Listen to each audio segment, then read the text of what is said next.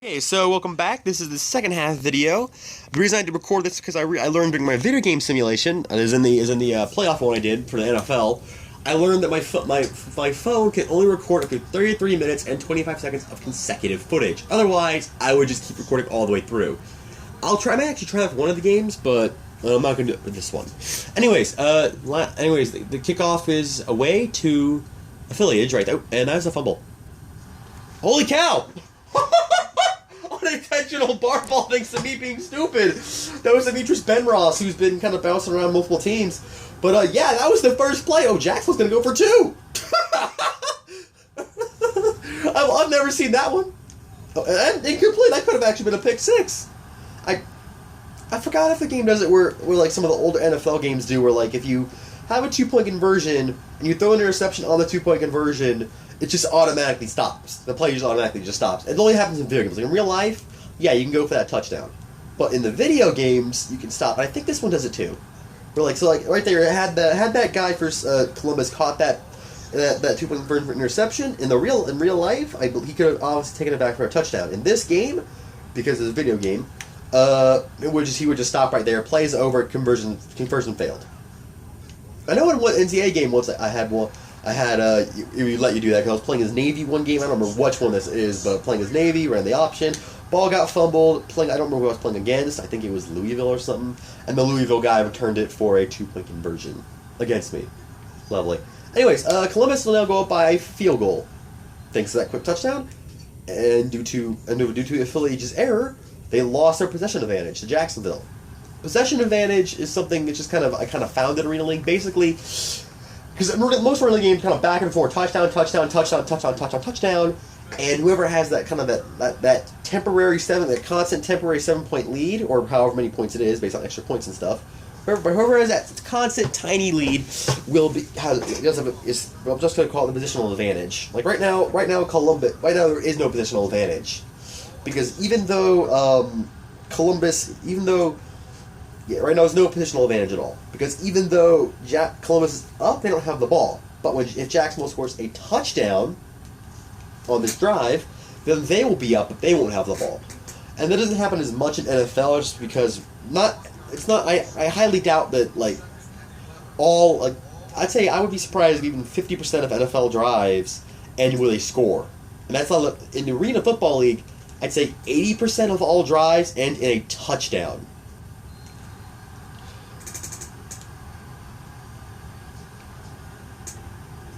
Like right there. So Jacksonville has the lead, they don't have the possessional advantage.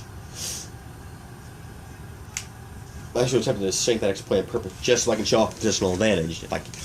But I'll be screwing over Jacksonville more than I did with that little delay of game thingy. As much as I don't like the Sharks in real life. Yeah, because Storm fan.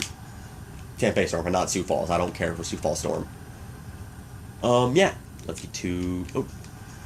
That's a sack. Not sack, tackle. That'll be first down at the... Nope, not first down, at the...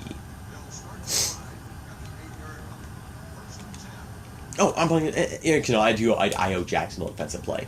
Yeah, for the two I had earlier. I'll just give him this defensive play because of the one extra offensive play. I should not give him after the 1-minute warning.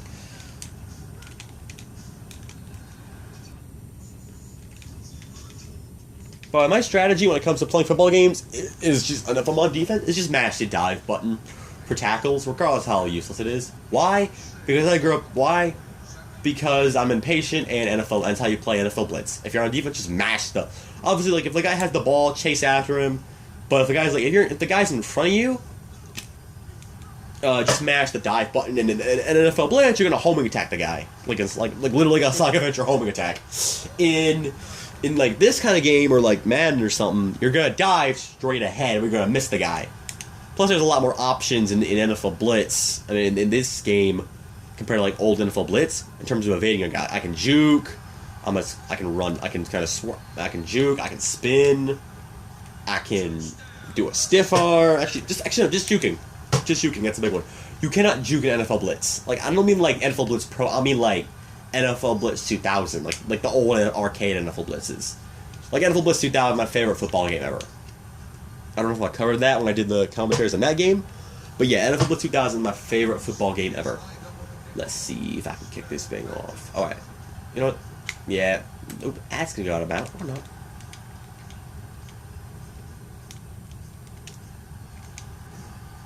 And number 5 just had a tackle because Mark Lewis like ducked out of the way because it's a kicker. Yeah, 44-4, and this is... Are we in third? No, yeah, we still got time left there. Okay.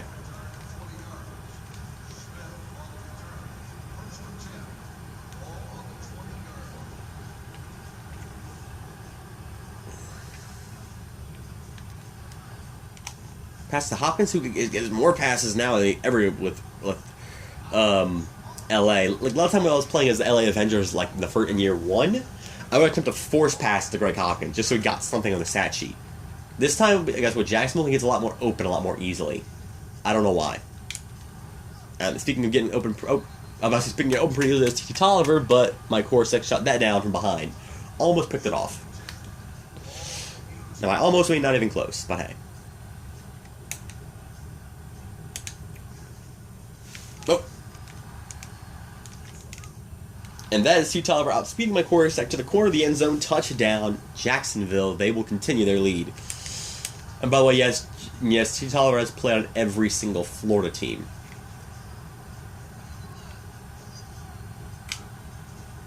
I had to leave Mark Lewis in this game, actually. I don't remember who I put. If I did put Lewis on 20XX Orlando. Like originally, before I traded him away. I knew he was on Jacksonville. I think he was on Tampa. Wait, was he on Tampa? I don't know. I'm gonna give him a Tampa next year if I do it. If I do it next year, if I don't, it's just gonna be a tournament. And for Jacksonville, based on with the seeding for said tournament, it's gonna be all the teams that have done 21XX, 20XX, 21XX, 22XX. I might have a game where, depending on how the finish goes for this year, that's a fumble for... Oh, and I'm going to go back to... depending how I finish out this game, like as this game being like this year, 22XX, depending on who wins it in the Arena Bowl and all that, depending on that, if I don't do year 4, I'll have 27 teams or 28, and that 28 team will be the Toronto Phantoms, who I have as a helmet, and as an open vote for the East Division. They would be the only new team that's not in there. But for that game, since they didn't play a game, I would just be playing as whoever picks up the number 5 seed overall, and just plays them the entire game as like a thought experiment kind of thing. Because for this, of course, I keep switching back and forth. But if I did a tournament, I'll keep switching back and forth too. But for the 528 game, if I do have a 528 and don't play year 4, I would stick as the 5 the entire time. The way I'm deciding that, by the way, those seedings are it's based on your best playoff finish, and then your regular season wins. But like based on your best playoff finish, and then regular season wins, except when Arena Bowl comes into play. It just goes by Arena Bowl. It goes Arena Bowl victories, then Arena Bowl appearances, then best playoff finish, then regular season wins for tiebreakers. So like right now, for example, to compare the three teams that have actually the top 3 seeds: Arizona, Tampa Bay, and Grand Rapids. Even though Tampa Bay has more regular season wins during 22XX, I mean 20XX and 21XX combined, than actually no, I owe. Do I owe Columbus? Yeah, I owe Columbus play because I owe Columbus one. Anyways,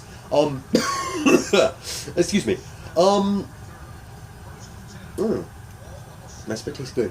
What was I saying? Yeah, going back to 20. Oh gosh, sorry, brain block. Going back to, let me get the sack real quick. That's touchdown. Or not.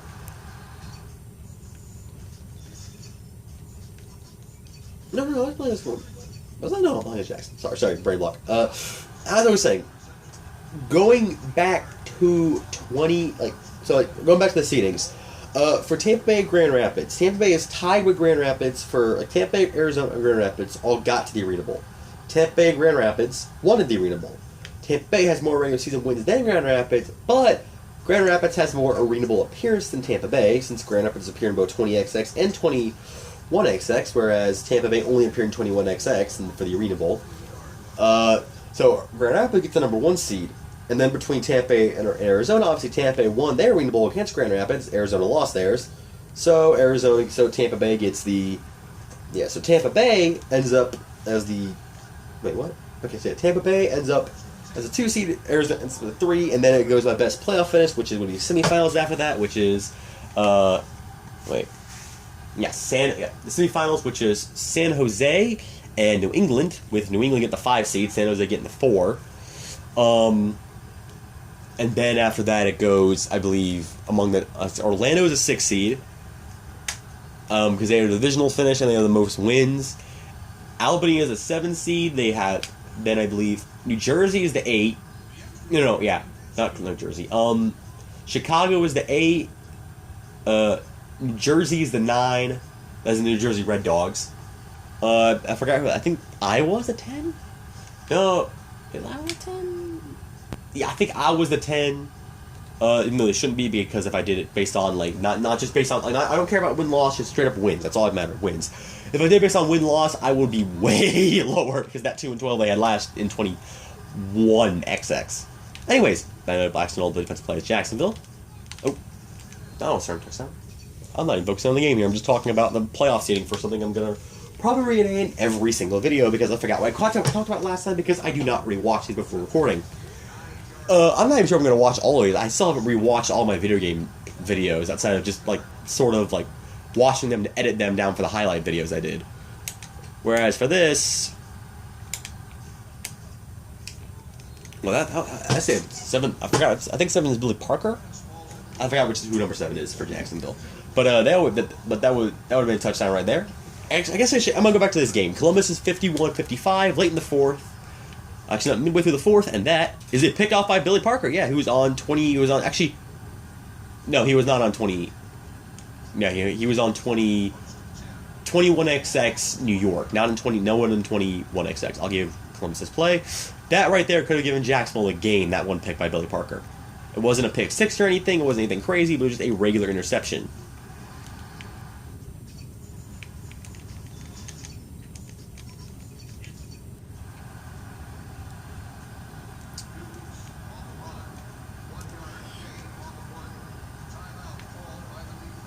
By the way, whatever I do, in case you're wondering how I just hit X to coach pick, and then that's what the flashing thing is. Like for Yo-Yo FB Smash, it's flashing, meaning, hey, go pick this play. But Yo-Yo FB Smash is a terrible play. I'll make a much better running play, Yo-Yo FB Toss. Why they call it Yo-Yo, I have no idea. I think it's because of the guy in motion, maybe? Like the receiver's in motion versus the running back in... I don't know why.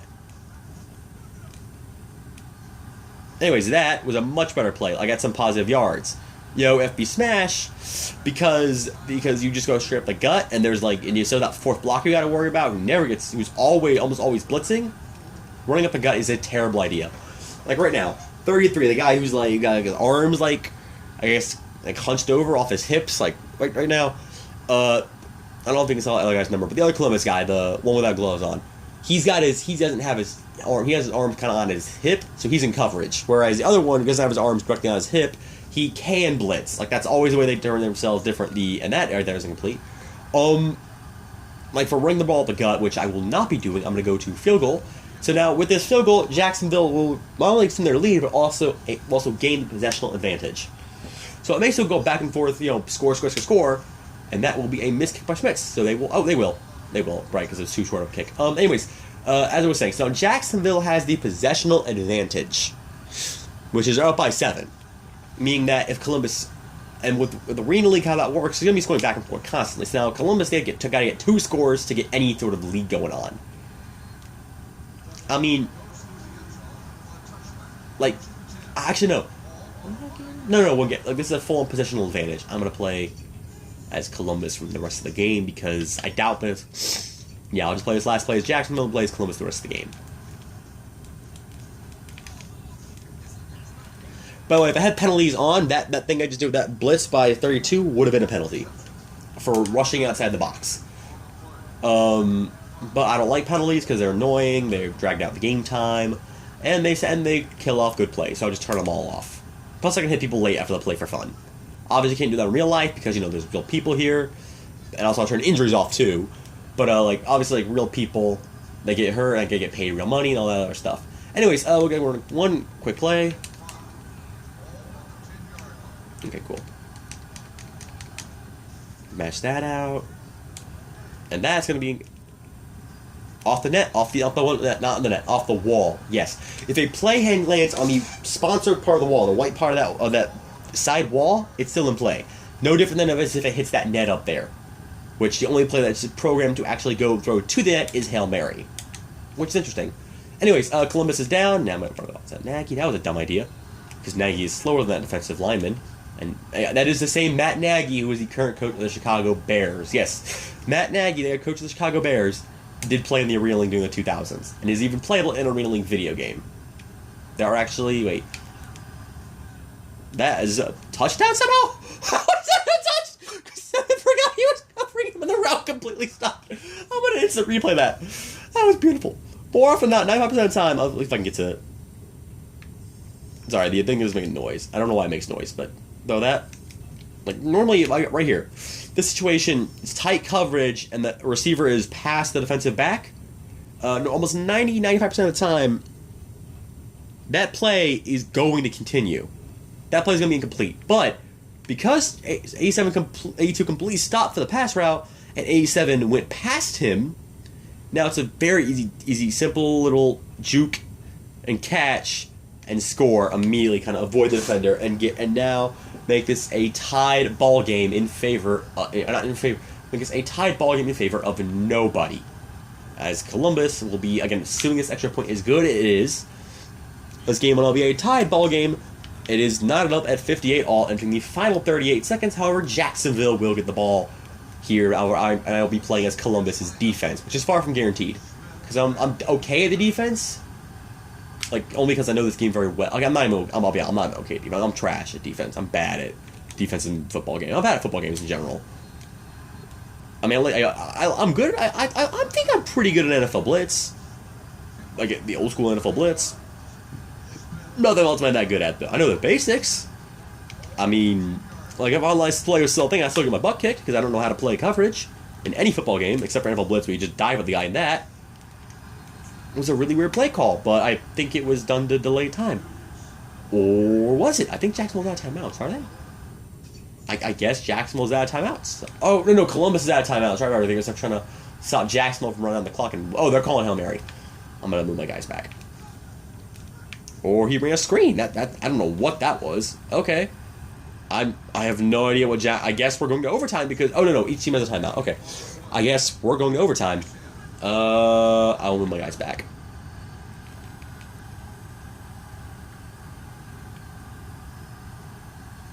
Because, I mean, they're tied for a field goal.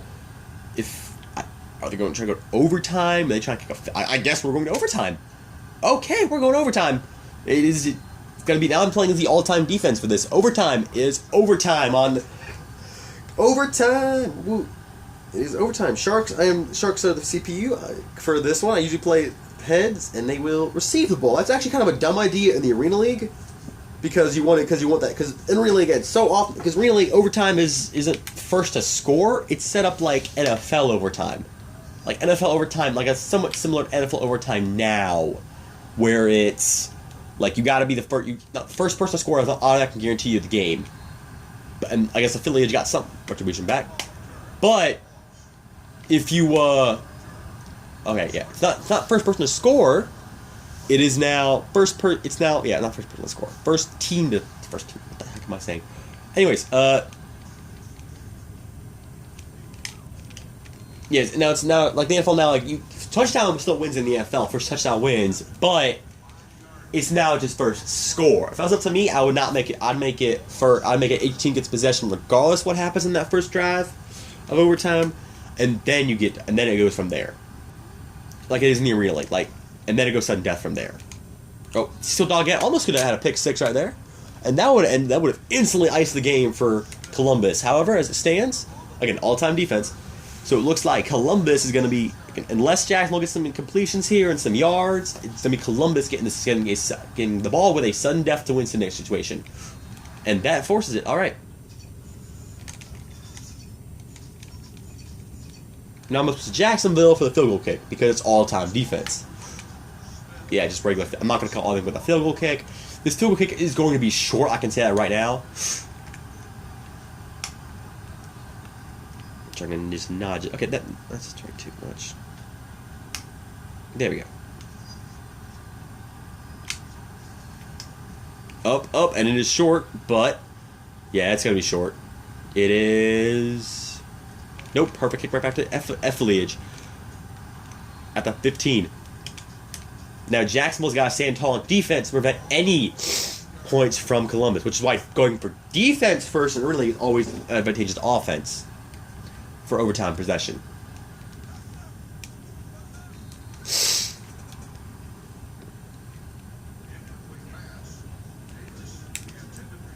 By the way, Chad Dukes, that's number 32 out here, Dukes. He is the second fastest, actually tied for the fastest wide receiver linebacker in the game with Sharon Pearson.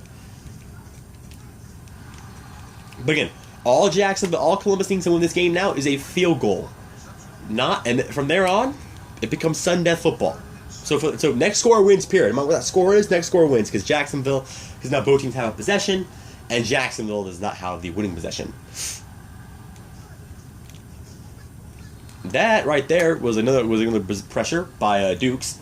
By the way, that's what I would do if I played like the whole time. Just be the middle line, be the jack line, the Mac linebacker. I could blitzes, and they're going for it on 4th down. That's stupid. I'd go for the kick. I mean, I know Mark Lewis is not the best kicker in this game, but he's a decent one. See, that's what happened. Turnover on downs, the ball will go back to Columbus. Ball will go back to Columbus here. Actually, now I'm playing as Columbus again. I don't know if you can hear it, but the crowd noise is actually booing. So now all Jacksonville has to do to win this game is get a field goal from Schmitz, who is the exact same overall kicker, or Chad Dukes will do it himself. Nope. All right, but yeah, this is definitely kicking range. Although the kicker can miss the kick if he kicks it straight. He's kicking it immediately. They're not Jacksonville even playing around. All right, they're just gonna kick it immediately. So the only way that I'm gonna actually go switch back to Jacksonville out here. The only way that Columbus stays alive is if this is a kick. It is up and it is good. So the Jacksonville Sharks narrowly escaped Columbus with a victory, as they will win 61-58 in overtime.